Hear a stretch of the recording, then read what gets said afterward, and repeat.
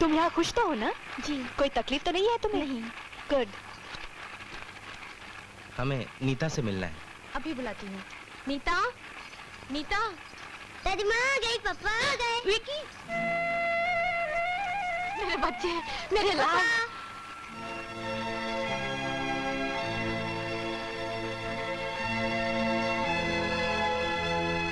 विकी, चलो इधर। बहू, मैंने अनिल को सब समझा दिया है। अब घर में झगड़ा बिल्कुल नहीं होगा। वो सारी तनख्वाह लाकर तुम्हें दे देगा। बात यहाँ कमाई देने की नहीं है। फिर तुम हमसे अलग क्यों रह रही हो? क्योंकि मुझे आपके साथ नहीं रहना, बस। मम्मी इधर से चलो ना, यहाँ पे रहने का मन नहीं करता। दादी माँ और पापा के साथ रहेंगे। चलो ना मम्मी। ठहरिए नीता बहन।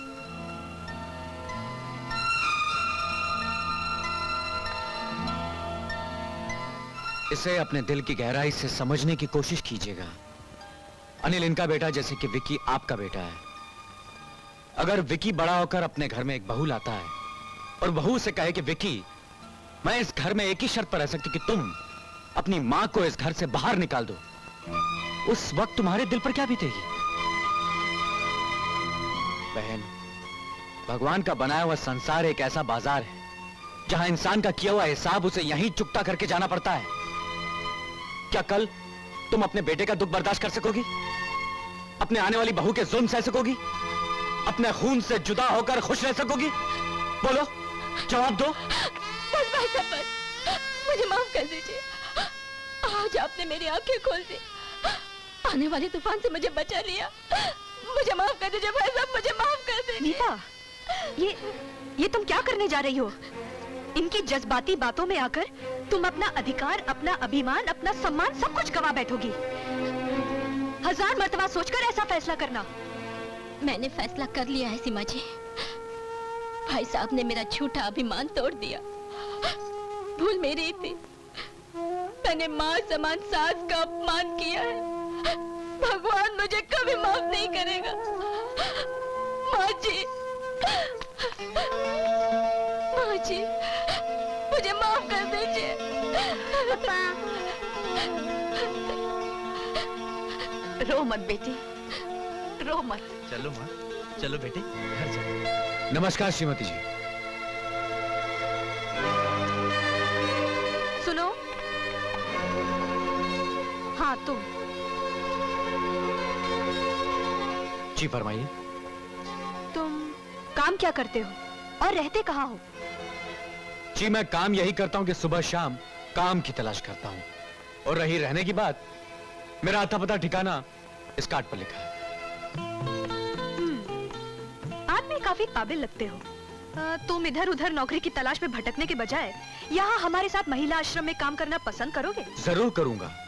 नौकरी चाहे महिला आश्रम में हो, चाहे पुरुष आश्रम हो, चाहे पशु आश्रम में हो, मगर मेरी भी एक शर्त है। उस आश्रम में घर तोड़ने के बजाय घर जोड़ने का काम शुरू हो जाना चाहिए, जो आप करेंगे नहीं। जी? नमस्कार। इडियट। क्या हुआ? डैडी की तबीयत तो ठीक है ना? इनकी तबीयत तो बिल्कुल ठीक है, लेकिन बात क्या है डॉक्टर अंकल? सेठ जी ने अंजल सब त्याग दिया है। हा? ना कुछ खाते हैं ना पीते हैं। मगर क्यों? डैडी, क्या बात है? क्या हुआ डैडी? मैं बताता हूँ बेटी। सेठ जी ने कसम खाई है, जब तक तुम शादी नहीं करोगी और अपने पति के साथ आकर उनके पैर छूकर आशीर्वाद नहीं लोगी, तब तक न वो अन्न खाएंगे, न पानी की एक बूंद अपने हलक से नीचे उतारेंगे। ये क्या जिद है डैडी? आप भी बच्चों जैसी हरकतें करने लगे। चलिए उठिए, खाना खा लीजिए। उठिए उठिए। तुम अपनी जिद पर अड़े रहो, मैं अपनी जिद पर अड़ा रहूंगा। अगर ये अपनी जिद पर इसी तरह अड़े रहे तो शायद कल का सूरज इन्हें देखना भी नसीब नहीं होगा। अब इनकी जिंदगी तुम्हारे हाथ में है सीमा बेटी। हाँ बीबी जी, आप अपनी जिद छोड़ दीजिए और शादी कर लीजिए। अरे कैसी बातें कर रहे हैं आप लोग? कहाँ से कर लूं शादी? लड़के कोई पेड़ पे उगते हैं या बाजार में बिकते हैं जो अभी खरीद कर ले आऊं?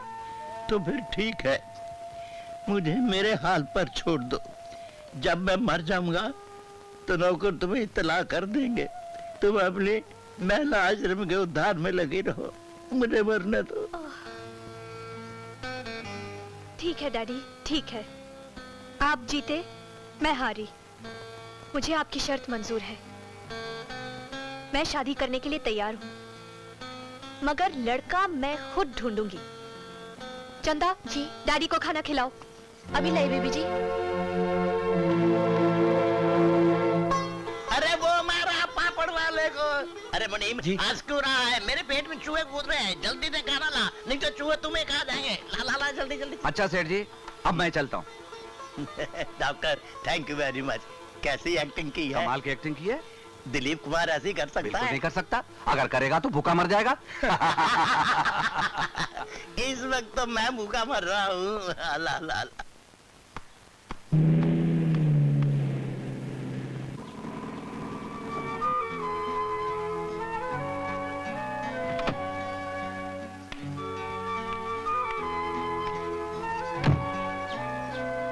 अमर बाबू यही रहते हैं क्या? जी हाँ। जरा बुलाओगे?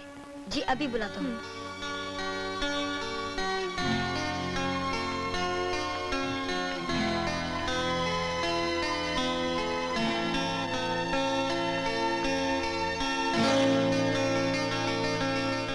अरे आप, फरमाइए, क्या सेवा करूं आपकी? आपको नौकरी की तलाश है ना? हाँ, जिस तरह भूखे को रोटी की तलाश रहती है, उसी तरह आजकल के नौजवानों को नौकरी की तलाश रहती है। तो समझ लीजिए आपकी तलाश खत्म हो गई। मैंने आपके लिए एक बहुत ही खूबसूरत सी नौकरी तलाश कर ली है। मतलब वही महिला आश्रम की, घर तोड़ने वाली? जी बहुत बहुत शुक्रिया, थैंक यू। सुनिए, आप मेरी बात समझने की कोशिश कीजिए। ये दूसरी नौकरी है। अच्छी बात है, मैं अपने सर्टिफिकेट्स वगैरह लेकर आता हूँ। नहीं नहीं, उसकी कोई जरूरत नहीं। आप मेरे साथ आइए।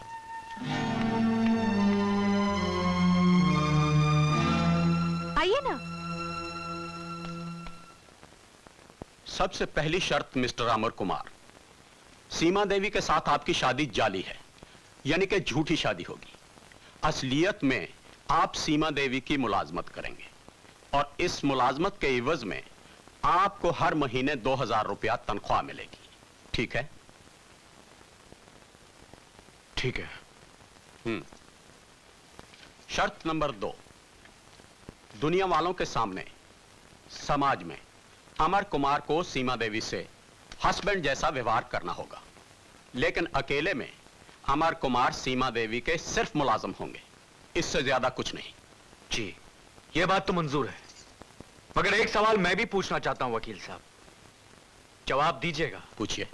अगर सीमा देवी को बच्चा हो जाए तो उस पर किसका अधिकार होगा? बच्चे कैसे हो सकते हैं? जैसे होते हैं। Shut up. माफ कीजिएगा वकील साहब, ये 2000 रुपए की लालच देकर मुझसे नकली शादी करने के लिए कह रही हैं, और मैं इस बात से साफ इनकार करता हूं, क्योंकि ऐसी लड़की अगर मुझे अपनी सारी दौलत, जायदाद सब मेरे कदमों में रखकर सचमुच भी अगर मुझसे शादी करना चाहे तो भी मैं साफ इनकार कर दूंगा। क्या तुम्हारी ये हिम्मत? हिम्मत तो आपने अभी देखी नहीं है मेम साहब। आप लड़की जाते हैं इसलिए माफ कर देता हूं, अगर कोई दूसरा होता तो वो हाथ मारता कि नकली शादी तो एक तरफ, आप असली शादी के लायक भी नहीं रहती।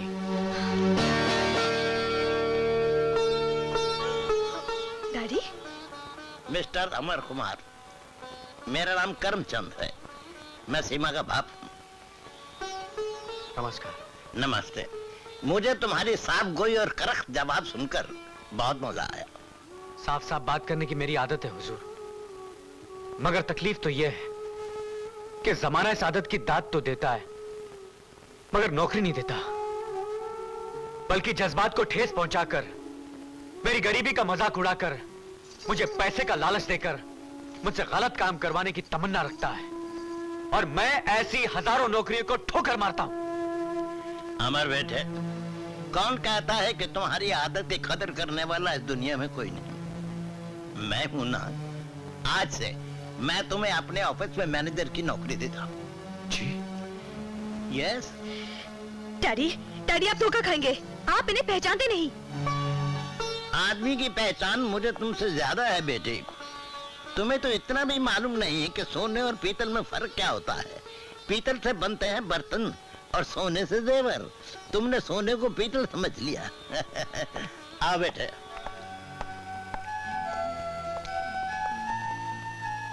नमस्कार।